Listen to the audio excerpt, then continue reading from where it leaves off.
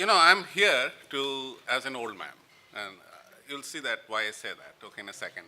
And this talk really is a bit of reflection more from the selfish end of me being a database systems person and asking myself, in the context of machine learning, what exactly do we bring to the party, if anything, right? In order to say why this question is particularly meaningful to the older generation, let me start in 2000. So that's, for many of you, you've never thought about what happened in 2000. At that time in the database community, Rakesh Agrawal had a paper on frequent item sets, and a bunch of others. Really, those are not predictive techniques, but essentially kicked off this area known as data mining. So around that time, KDD community or the KDD conference was created, and a set of us in the SQL Server world were thinking, well, okay, there is a lot of valuable enterprise data in relational databases, and doing database analysis in place makes sense. And this is sort of the standard way database people look at it, saying, well, don't move around the data. It's kind of expensive. Not just expensive, the governance becomes harder, right? I mean, this data is flying around, and this was supposedly valuable data. That's not the age in which text and image data were flying. Most of enterprises' valuable data was in one form or the other relational databases. And the point was, we are not going to do the data analysis on the entire data set, so its integration with the querying infrastructure is important, because querying is one way we sort of decide the subset we are interested in, and we need to do that. So in Microsoft SQL Server 2000, Microsoft introduced support for the built-in model training and prediction, and several set of models building, and it was not just one or two things, because there's a whole ML group in Microsoft Research who worked with SQL Server to put a number of primitives in database. So the important thing here was that these were implemented within the DBMS, if you will, or in our analysis services platform, and there were no other runtime. It was sort of our runtime and our code that were creating these models. And similar attempts were made by the other database vendors. I'll give you an example of the API we are using. And these are slides. And the next three slides are actual slides from, these are slides from actual 2000. So this is how we would say, like in the relational data definition language, or DDL, you are going to define a mining model. It has a bunch of source columns on the right-hand side if you look at the commented part. And you notice the age is the one thing we are trying to predict. That was sort of the model. And then there was a reference to a mining algorithm that you can choose from that you are going to use for. So this sort of defines schematically the subset of the schema, what the mining model would essentially the features, and you are going to sort of predict the column based on that. And then for the creation of the model itself, you are going to use training data. That was morphed into an insert API. Again, we are leveraging more or less the relational paradigm. And we say, well, we are going to sort of pick it out from over here defines the query from where I'm going to get the training data. So this query defines the training data. And essentially, the insert creates as a byproduct a mining model object. So insertion was like you're feeding the training data conceptually, and the result of the insertion is creation of the model. And then finally, you had a prediction, and it was viewed as a join between the model and the incoming data set. So this was cast in the world of OLEDB, so setting aside some of the syntactic nuances. Right here, you see the query over which, on which I'm trying to do the prediction. I've got a new data set, and that's here. And now I want to say, well, what is the age prediction for every individual there? And this is where I'm kind of asking the question, the age prediction column, which I identified in the definition of the mining model, and I want to get that back, what it would be when I have done the join on the right relevant fields. So I defined sort of a table saying this is a prediction column, these are the fields.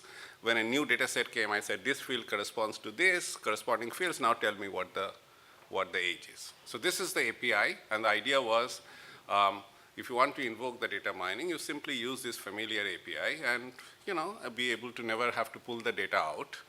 And data doesn't go, data is governed inside your relational database, and you can invoke all these operations. So what happened? Nothing is the right answer, okay? And not just for us, to nobody, right? To anybody who tried this, all the DBMS vendors, nothing happened. And what happened was the statistical and the ML people, which presumably was a much smaller population then, continued to use the tools they grew up with. Whether you call it SAS, SPSS, they used it, right? And what SAS did, for example, they decided that, well, there is merit to not pulling out all the data. So let's use the user-defined function or the standard extensibility mechanisms of database system, which has existed forever. Let's just use this to push the logic, factor the logic, push the logic, which is sort of data intensive, right to the database server, so that we don't pull out too much data, right? So they went halfway to be able to sort of do that, but their client experience remained their classic SAS or SPSS, and so as far as statisticians or machine learning people, they could continue to use that framework, and there was no disruption in the marketplace. So what we learned from that is that reducing the movement of the data was a good design decision. But the large part of that could also be obtained by using UDF. That is built in databases independent of ML. They have been there for a long time. And experimentation and analyst productivity tools for data analysts was crucial because they're iterating and telling them that we have no such tool. You're on your own, build the adapter was just too much work, right?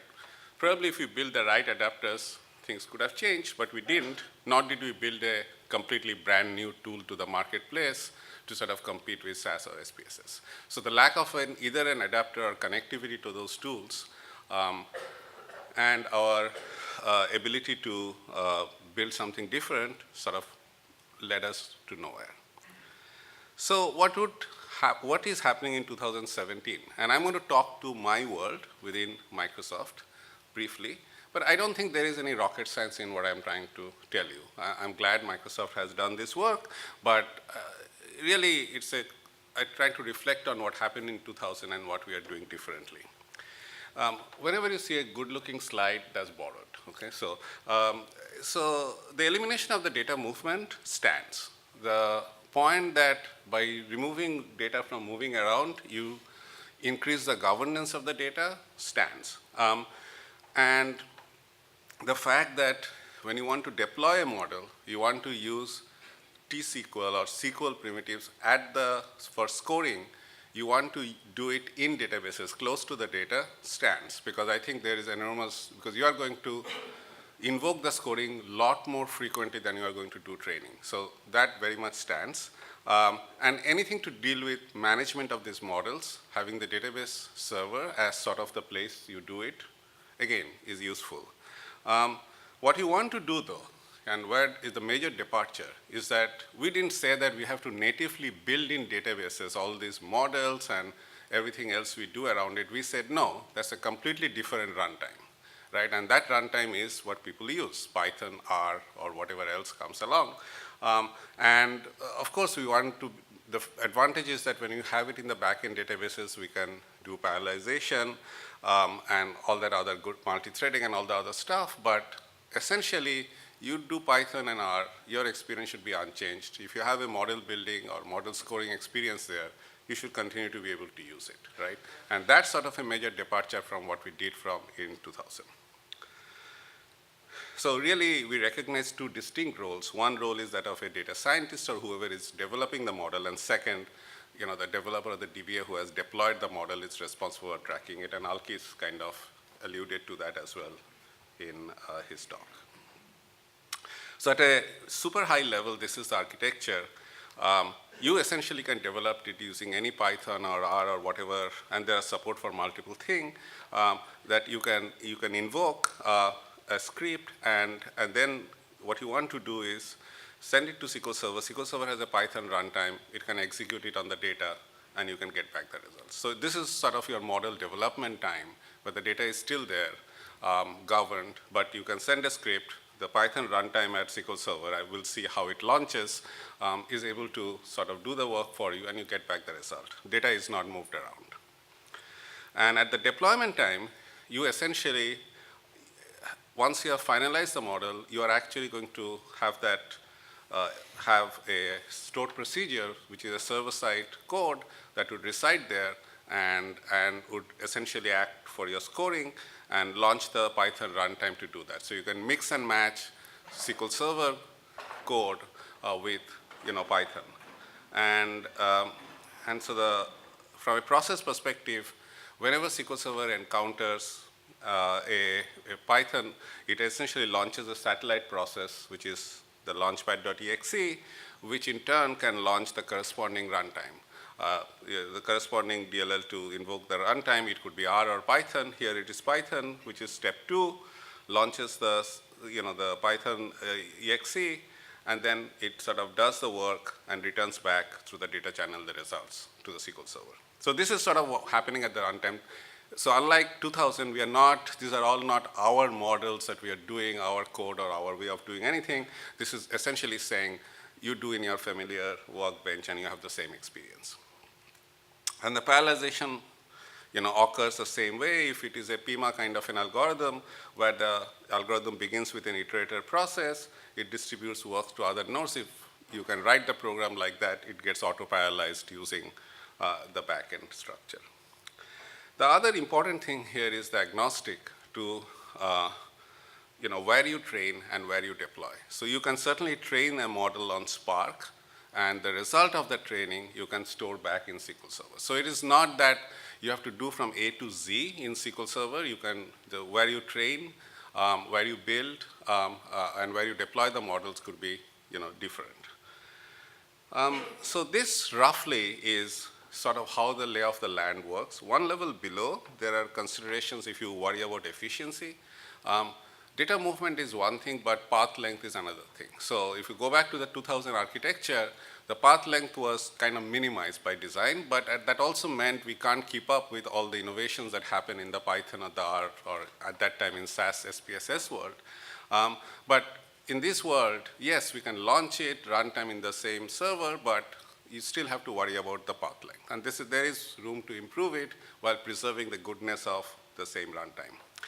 The resource governance is one level below, which is, apart from the path length, when you have a R runtime and a SQL Server runtime together dealing with the concurrent workloads, you have to think about how you sort of separate, how do you govern the resource across SQL and R Python, that's both for CPU and memory, and when necessary the IOPS. So this is sort of a second level below, but it doesn't in any way, and this is something we are doing, and you can control it and you can customize it, but these affect performance, not your experience in terms of the kind of models you can build or deploy.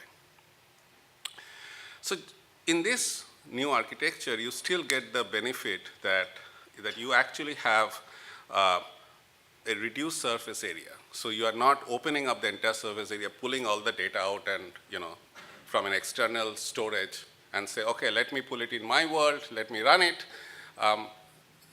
Even if you forget about the performance aspect, for a second reflect, if this data is crucial, you have to replicate the entire governance mechanisms, right? And keep them in sync, and that's a much harder task.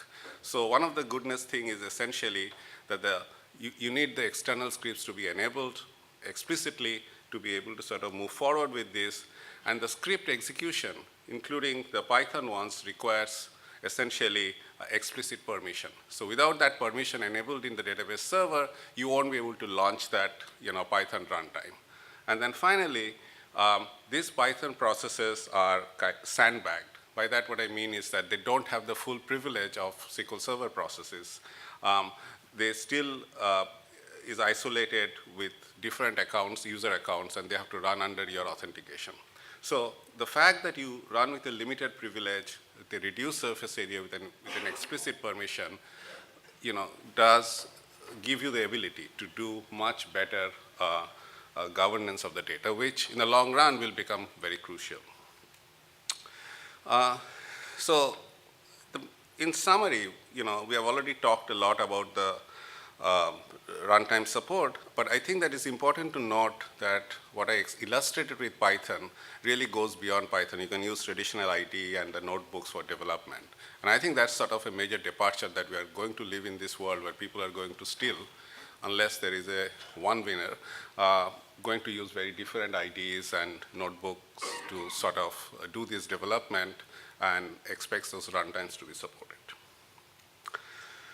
So when you look back and say, is that all database systems can do, which is to allow you to use your favorite runtime or the IDEs, develop the model and deploy and run it under governance. That's roughly what we are, where we are.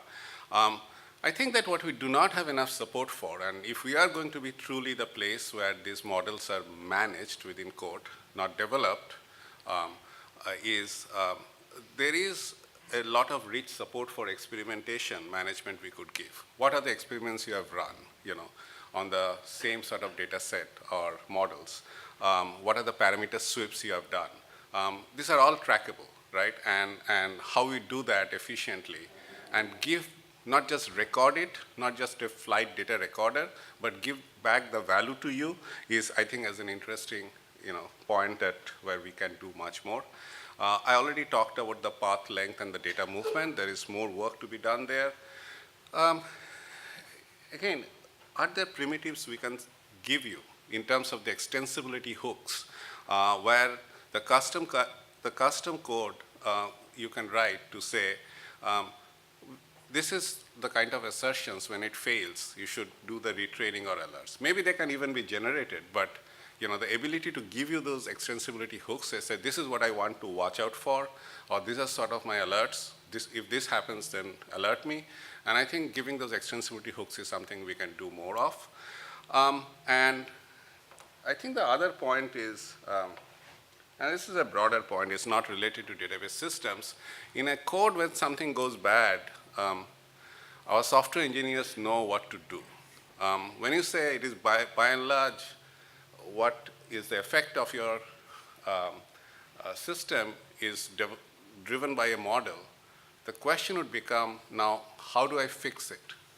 Or how do I intervene? I'm not asking for explanation necessarily, but let's say this behavior is wrong and I need to do something about it. What's the framework? What's sort of the primitives that I can rely on or I should use? Maybe this alerts is one of them, but what else to intervene? And this intervention model is not clear what it should be. And I think this goes beyond database systems.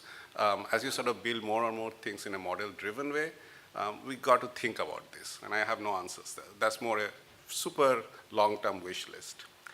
The last one is where database field has been quite involved, which is, I think, this sort of points to that large part of the work that we do are in getting the data ready before you run that ML. And you saw that in what Alkis said this morning and also yesterday, Peter, that there is a whole pipeline from where you are going to pull the data to get to when you are going to use this deep analytics. And that pathway is today, is not very easy. So yes, you can use a notebook, but do you need any help? What help can this notebook give you to figure out where the data resides? So sure, you can bind to the specific data object. You can look through what is there in your folder, but that's often not enough.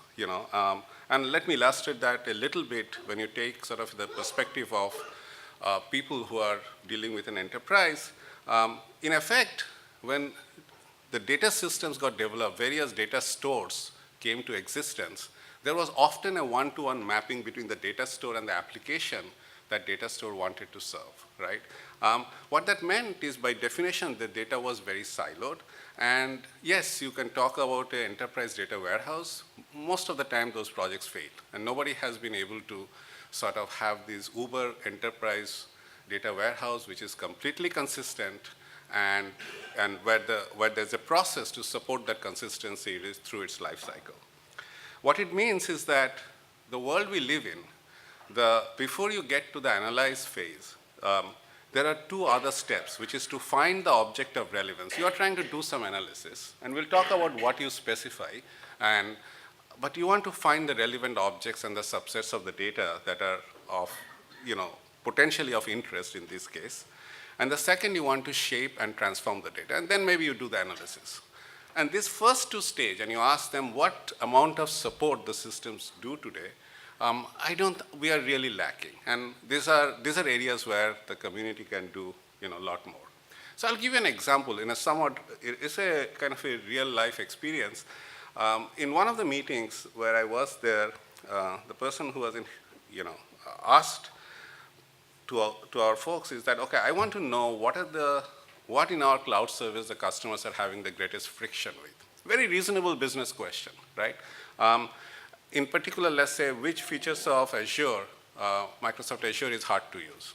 It's a very respectable business question. And you say, do you have the data? Yes, we have the data. We have data in, we have organizational data in Dun & Bradstreet. We have the licensing data. We have sales, customer support. You can check who is looking at our video. We have all kinds of data. But to answer this question, almost the first thing you got to do is to create this connectivity of database objects. From the way the question was couched, to the point you can even build this connection, let alone write the query, takes a while. And this process is something that we don't know we don't yet have good technology to accelerate. So somebody would say, yeah, metadata management. Isn't this about metadata management? The sad thing about metadata management is everybody thinks if metadata management is there, this would be great. But it's a question of who is going to invest first, and would others come and join and do the metadata investment. And it has never worked, at least in the traditional way of saying, please be a good citizen and put it away. The incentive structure is simply not there to make it fly. So this question has to be thought differently. One of the areas where we made some progress is to say, can I sort of link structures? If you look, this very simple thing, and this is sort of an example of many other things that occur, is that these particular two entities have related fields which may need to be split. And no amount of standard equijoin techniques are going to detect that. You can't really join these columns, but you can kind of auto-join these columns under certain transformations. Can we sort of figure out these are likely to be related columns and build a set of tools which will essentially allow this process to be much simpler? So to recap, in finding structures relevant for a query and connecting two data sets, what I refer to as auto-join, and we have now in the products some work that we have done with research. Support for data profiling, what does this look like? And other data prep tools such as Trifactor has also done this, and this is super important to be able to do it at scale. Because when you try to sit down with the data, sometimes the data feed itself is wrong. Yes, Alkis is right that it could be because of the software code, but sometimes the data feed is corrupted. And yes, it may be somebody else's code coming from somewhere, but you will have no control over that. So the last and probably the area in which I want to end with is the data transformation, which comes right after finding the data. And just like what I described for ML, we believe that the development of this, the design time of data transformation and what you do in production is different. And in the same way you do with ML, the development of these data transformation systems follows a different paradigm, which is to have support for enough design time, runtime using many of the analysis tools people do, and then push it out in the runtime, in the deployment phase to a more scalable architecture. The area that I'm going to end with is what I call self-service data transformation, and it has a hypothesis. The hypothesis basically says that people have written already in the enterprises many data transformation functions, and they will continue to write more because they need to do those data transformations. And yes, the data preparation software over time will ease the burden, but there is no magic wand or magic operator which will do it, a universal operator which will do it. And I do not see, at least in my little experience in this domain, that there is a beautiful relationally complete or any algebra emerging, which kind of closed in sense that would take care of 90% of your data transformation needs. So where we are going, that we believe there is an opportunity to build what I call a search engine for data transformations. So think about each data transformation that you have written or is available in the open source, or you have written in, someone else in your enterprise has written as an operator, right? And I have a data transformation thing that I need to do. I know what I want. Can you find a known transformation that will do the job? Well, that's the first question. The second question is, maybe you cannot find the known transformation. Can you compose the known transformations to build one? And finally, of course, if neither happens, I will write my own transformation. But please, make it available so that this search engine can ingest it, can do the previous two operations of finding it if there is a match, or composing it to answer other users' query. And this, in my mind, is the way I try to make sense of data transformation, because otherwise everybody comes with their own, look, this is cool. I can even say the auto join I talked about is a great operator. It can join two things magically and might work. I have my own fuzzy lookup operator. I can give you lots of interesting operators, but it is not a limited list. And that's why I think this is the right way to do. And when you say, how do I specify the search query? I think in many cases you know the transformation you want, what the data should evolve with, and for a few cases you give an example. This is, I call, specify by example the paradigm. So I'll give you an example of this, and this is some early work that we have not published. So if you look at leveraging functions for data transformation, let's say this is what I want to do. I've taken a very simple example. It just turns out there is a name parser function that you can get in GitHub which will do exactly this job. So it exists. It's not that such functions don't exist.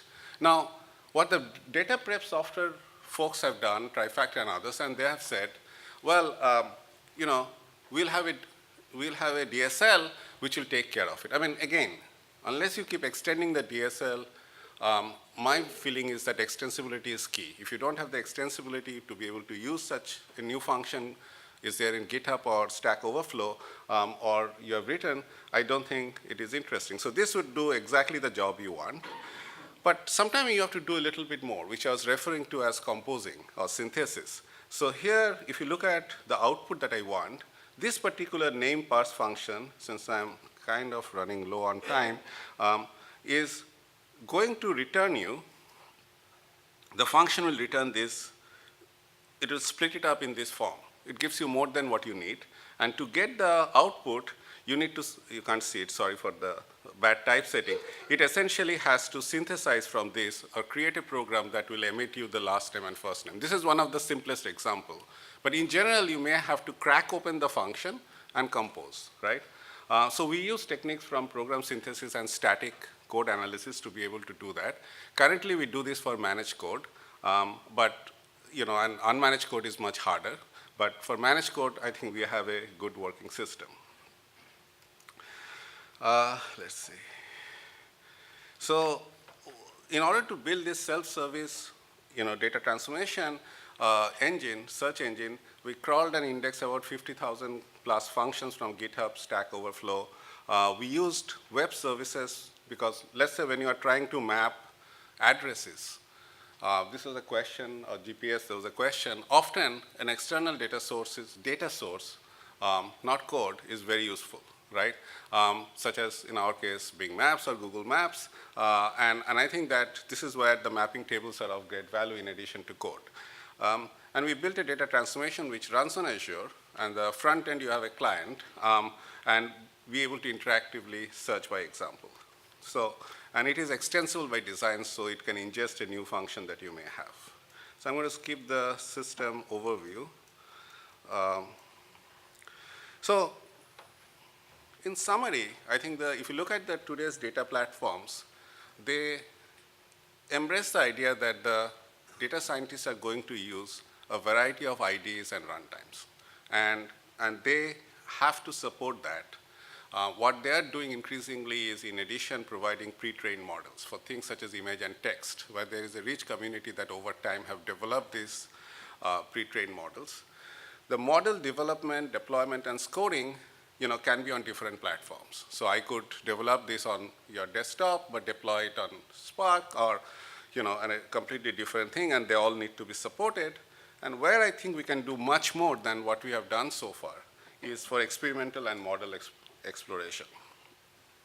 The self-service support, I think, is crucial to accelerate data finding and transformation. And I gave you an example of what I call a search engine for data transformation.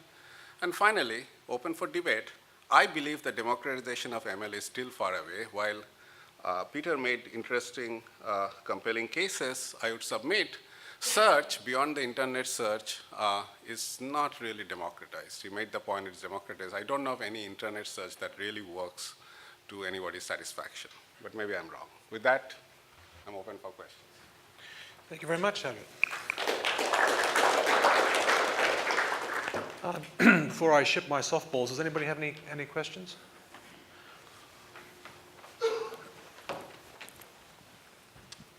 Yeah, could you elaborate on your last comment? That we all use search all the time. It's not everything we would wish, but what did you have in mind? Well, I think Alkis coming from Google, can explain it perhaps better, but my view is that the internet search engines or other search engines, they do not have the richness of the query logs. Amazon does, clearly. So wherever you have, but most of the internet in the enterprises do not have what Amazon or Google have or Bing has in terms of the query log, the corresponding the economics of the advertising ecosystem, and many other things, like, for example, maintaining a knowledge base that all Bing and Google do, where you type somebody's name and you see a beautiful card on the right side, which is sort of a curated knowledge base assisted by code. These things are very hard to do in enterprises. So if I were to say that if this was a gap, let's say 10, 15 years ago, I think the gap between the quality of the internet search in enterprises, again, don't count Amazon or Google or Bing in that, have become wider. That's my personal view, but maybe I'm wrong. Just as a follow-up question on that, and a little bit of a lean back in there, Surajit. So the inherent nature of web search is that the answers tend to be more ambiguous. They tend to be a little bit more sort of subject to prioritization, that you're not asking a discrete question, a quantitative question, as you would in a database, for example. And one of the things you're talking about is the search engine for data science, which is, I think, not only a fascinating but very germane vision. How are we going to cope with ambiguity in the answers? It's not just a case of come back with one query, it's going to be a case of come back with a set of queries with some sort of prioritization. So I'm answering a different question. This question is about search engine for data science. So I personally do not know what search engine for data science per se would look for. I was being very specific. I was saying, if you are clear what data transformation you seek, and you can provide me with 2 examples of that or 3 examples of that, to me that's your query, or that's what, and you are saying, I'm willing to give you these 2, 3 examples. I know what I'm looking for, and can you find for me the right transformation or compose one out of what you know that will satisfy these constraints, means this input-output mapping, and would you kindly show me, and that's what our UI does, a preview of the results of the remaining ones of the data set. And by doing that, you can judge for yourself whether this is adequate. I'll show the code on the right side. So if you are working with a notebook, you can certainly decide that this is right or wrong for you. So you get to inspect the code and decide for yourself whether this is right. How do I didn't think of this as a sort of a text-based interface like what internet search engine does. So the only comment on internet search, they promise that they can crawl any sources with the right adapters. And I think when it comes to search quality, it really doesn't work. So that was a completely different comment from what I was doing for data transform. So it's more like a function lookup. It's finding the right function to the transforms. Again, thank you very much. Chaudhuri.